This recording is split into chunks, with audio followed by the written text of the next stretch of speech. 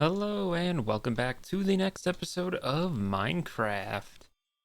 If you're wondering what that giant copper 100 behind me means, well, just recently we hit 100 subscribers on this YouTube channel, so I had a small little video talking about how great that was, and I decided to build a little 100 just to commemorate it.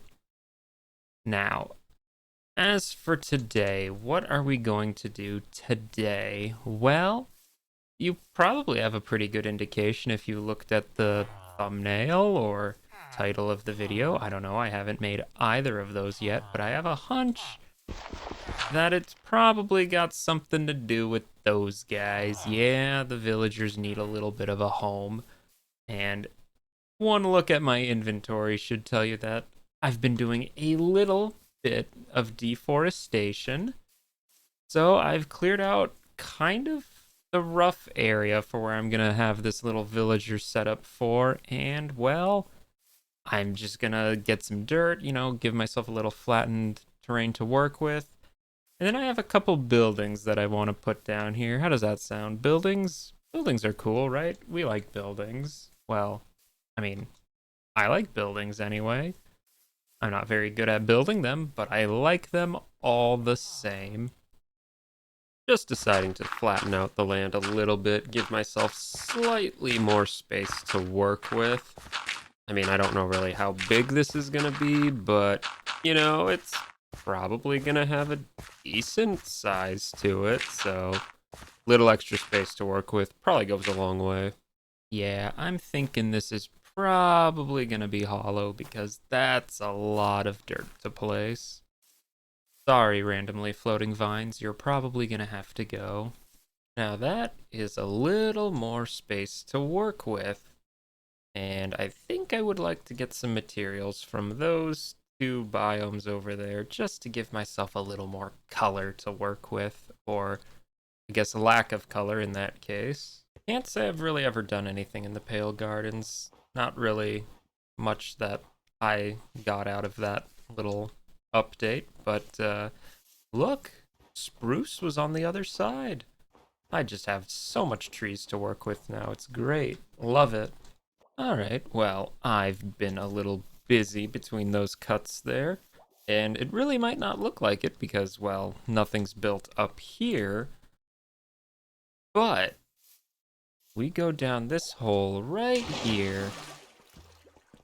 As you can see, I moved the villagers into here. Looks like they have a little iron golem friend, but honestly, that really shouldn't affect anything. So basically, all of our villagers, well, minus one of them, the plains villager didn't make the journey. Sorry for him, but oh well. So we moved all our villagers down here, and we got a little rail system set up here, so I'll kind of walk you through how it works. Basically, we put the villagers in a cart, we send them right down over here. This is where I'm going to kind of place their workstation over and over again. I don't have any on me right now, but oh well. And basically, I want to get a villager that I like. If I get a villager that, say, has a trade, I don't know, for like tipped arrows or something, in the off chance I do that. Now, that's like a later trade, so by that point, I've already traded a bunch. So, if I have to, we have a way to dispose of villagers that we don't like, which, it might happen. Now, over here, we have a friend, Mr. Zombert. He's a little punchy, but, well, he means well. Basically, he's gonna zombify our villagers, and then after we zombify them, we have them right over here, where we can throw a splash potion of weakness on them, and hit them with the golden apple, and cure them, and half their prices. And then after that, I'll just send them right back up the bubble column, and I'll send them to wherever it is I plan on having them, because some of my villagers might be over here, for instance. Some of them might be all the way over there. I don't know where they're all going to be yet, but point being, I want them to have slightly cheaper prices if I can. Not that it really means a whole lot, but it is certainly nice to have that as an option. But now I get to do the fun part of actually building the build that's going to cover up this ugly little hole in the ground. And I really don't know what I'm going to do for that yet, but I'll think of something. Now, it took me quite a bit longer than I would have thought to actually come up with a very, very simple design for this little building. Kind of like the first actual house of this little starter base island area, whatever we want to end up calling it. Uh, it's really nothing special, but I've said many times my building skills are also nothing special, so for me, this is also pretty decent. Also, I guess there's now cats spawning in the area, so that's kind of nice. Anyway, we built a little garbage receptacle there to kind of hide the little entrance, put some paths, make it, look a bit more walked on, because, that's going to be my main path down there, so kind of helps highlight that a little bit. Get some lights out, just, decorative really, more than anything. I have so many torches, it's not like anything is spawning up here anyway. Ignore the unfinished terraforming there, I ran out of dirt. Well, I'll do it at some point. Anyway, we put in a few floors, nothing too fancy. Put up some lights. I'll work probably more on the interior at a later point, but honestly, for what it is, for me, this is pretty good actually. I'm pretty happy with it. So as you can see, it is not a bad little place at all. Again, I just kind of jump into this little waste bin here. Brings me all the way back down here. Then I can go right up the bubble vader and inside the building where it's still empty right now. However, I did test my little villager system down there, and we have a farmer who absolutely loves me and will buy my pumpkins and melons for dirt cheap. See, look at that, 25 emeralds just from trading to this one guy. And it's a pretty decent source of EXP too. Of course, this is probably going to be more like an administrative building. There's probably going to be like a desk, maybe like a waiting chair or something. It's not really going to be a home for villagers. He's just here temporarily, which the goal, I think, for today, we have a big old open space here. Maybe we could build a farm of some sorts here to house him. That could be worth thinking about, if not here, somewhere else, but making myself a way to generate a lot of emeralds quickly is probably going to be very important, especially since I plan on using villagers to get all my enchantments and the like, and, spare armor or, maybe some glass, EXP bottles. I mean, they're just super useful for everything, so definitely going to want to have a steady supply of emeralds, which will be, as I said, the goal for today. However, I know it's a little on the early side, but hear me out, hear me out. I don't know what I'm going to do for this farm yet, so while I think about that, I'm actually going to record what is known as the mid-episode break. And we're going to cut to that, and by the time that's finished, maybe I'll have an idea for what I'm going to do for the farm. So yeah, let's think about that together. No, I'm not building it underwater. It's a farm for plants, not for squids or anything. The sky? What kind of sky garden are you thinking of? No sirree, Bob. Mrs. Kitty, those are horrible ideas. Oh, right. Well, even if me and my cat here can't exactly think of a good idea for what to do for the farm, well, I'm sure I'll think of something. But in the meantime, let me get nice and cozy, resting up right here. Ooh, that's very cozy. Let me get right and cozy at the little fireplace here. So, you know the drill by this point. It's the middle of the episode, so I'm just gonna ask one simple thing of you, and don't feel obligated at all. You do not have to, and I could not force you, even if I wanted to. But if you would like to like the video, or maybe subscribe, or even better yet, you could leave a comment like this person on the screen right now did. Oops. I really gotta stop punching in creative mode. But yes, no. Needless to say, comments, very lovely. I very much love reading those.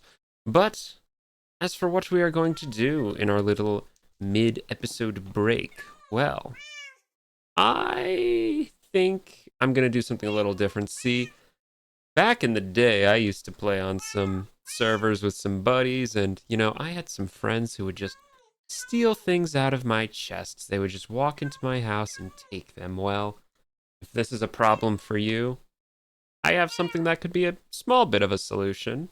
Now, I've gone ahead and taken the liberty of building a nice little example starter base for something you might have made with your buddies. We all know the one guy. He just kind of throws every single thing in one little small room and calls it a day. And I'll be honest, a lot of the times, this is kind of what my standard base ends up looking like. But, as you can see, you can just walk in and nothing is stopping you from just rifling through all the chests and stealing whatever's in there. Well, I'm going to show you a little way how we can prevent that. So first of all, we're going to have to get rid of some of this. It's a little in the way, unfortunately. So we're going to dig down a little bit here. Trust me, it's a part of the process. And let's see, this is where our door is. So we are going to have an observer. That's the wrong way. I always forget how those things work. Not like that. So we have an observer that we have faced upwards, like so, I believe. Right? Faced upwards? Yes, that is facing upwards. Very important to do that step early. Otherwise, you might have a bit of a bad time when you go to put the door back on. Now we'll just fix that up like it never got any sort of damage on that. So, as you can see, we have an observer, but what are we going to do with this observer? Well, we can put a little bit of a minecart rail here. We will power it, well, with the observer, and we will just load it up with a bunch of TNT minecarts. Now listen, this is to deter your friends from stealing your stuff. If they lose some stuff in the process, that's on them. They shouldn't have been thieves. So now we just cover this whole thing back up. And if I did this correctly, it should prove to be very lethal. I almost made the mistake of going out the front door. Yeah, once you set this up, you can absolutely never go through your front door ever again. And to show how effective this is, I think I'm going to actually put on a full suit of diamond armor. Alright, well, let's switch back into creative, or from creative into survival. And, well, I'm gonna go steal my friend's stuff.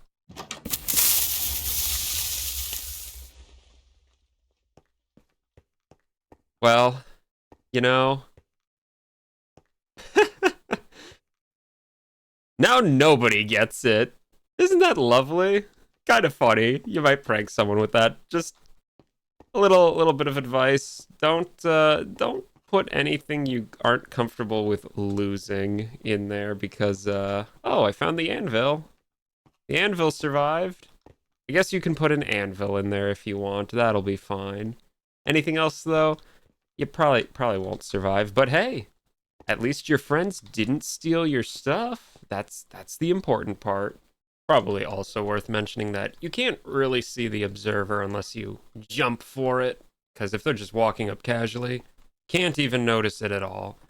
But, if that's really an issue for you, well, I think we have something called a spruce door, and, can't exactly see anything past those, so much more safe bet for annihilation if that's the goal.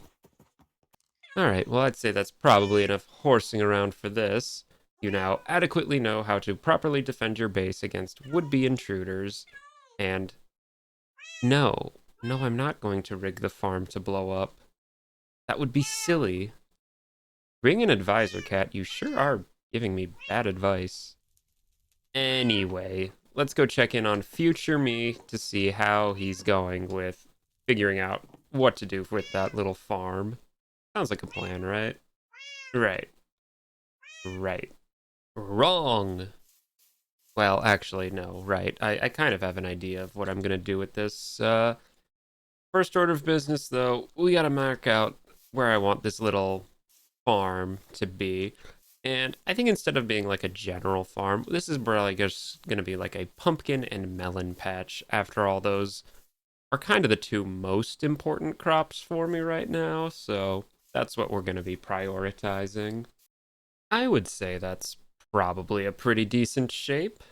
Now to get mudifying. I would like to say whichever one of you thought mud was a good idea, you are absolutely mad. I agree at the end that it'll look good, but man, mud is a lot of work to collect early on. At least it mines really quick. 600 water bottle uses later, and I have a pile of mud on the floor to show for it. And I think now it's time to start texturing that thing. I have to imagine there's some semblance of a path in here. Well, they've got to have some sort of a storage shed, yeah? Not like that, they don't, though. See, it's probably like that. Oh, yeah. See, I still know how to do some things. Maybe. Clearly not. Oh, now that's the groove to do that in. That just flows so much better. Bam, bam. Oh. A little cramped, but I think that's honestly exactly how it should be. I would imagine a lot of these little pit holes in the path have flooded over by now. Not all of them, maybe, but a good deal of them. A couple of these splotched around maybe ought to do something.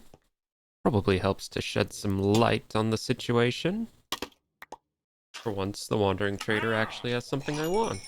That'll come in handy. Thank you for your service. Alright, well, I'm actually pretty happy with that. It's a nice little bit of color, got some mud. Oh, it's just perfect. Wait, you thought this was gonna be a functioning pumpkin and melon farm? Well, well, that would be silly. Who needs one of those? Well, actually, I do. So, I thought ahead and actually built one. We go in the little shed here, go down the ladder. Ooh, that looks like redstone. Oh, collection system. And waboom. Now that's a lot of pumpkin and a lot of melon, if I do say so myself. I'll just take a few of those. Yeah, so I went to work and I came back and I suddenly am now rich in pumpkins and melons. If you are wondering how this actually functions, well, it's quite simple. Actually, I think probably best to go back to spectator to look at the nitty gritty there. So we have a classic old litho hopper clock here hooked up to an observer. And whenever the observer ticks, it sends a redstone signal down to extend these pistons, which break all of these little delectable melon and pumpkin shaped objects, which are then collected by this hopper minecart, which is then deposited into this chest. Now, the thing is, when you break melons, they become melon slices, which kind of clogs up the whole thing, really. So instead, we filter out the melon slices using a classic little item filter here, and then shoot them right back into the crafter, which, once it gets a signal of 9, powers the crafter and the dropper above it, actually, and spits it right back into the chest there, which, you know what? Pretty convenient. I have definitely been making use of this too, because I kind of like having emeralds. And we have these guys in here, which will buy my pumpkins and my melons for dirt cheap. And essentially what this means is money is just no more issue for me, which is fantastic. Hooray! Alright, well, that's probably going to be enough for today. I know, not exactly an action-packed episode full of excitement today, but, well, you know, sometimes you gotta work on the necessities first, and securing that green stuff is certainly a necessity. Anyway, maybe next time we'll do something a little more action oriented. How does that sound? That sounds like it could be fun. Regardless, though, thank you very much for watching, and I hope to see you in the next one. Toodaloo!